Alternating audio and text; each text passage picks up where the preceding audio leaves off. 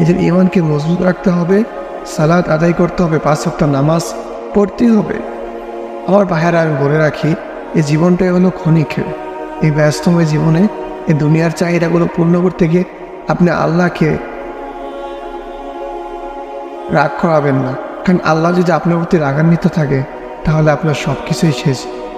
সে হলো সব থেকে বেশি সফল, যে দুনিয়ার কর্ম তো আল্লাহকে রাজি করেছেন, আল্লাহকে খুশি রেখেছেন, তার জন্য আখিরাত নিশ্চিত সুন্দরই হবে।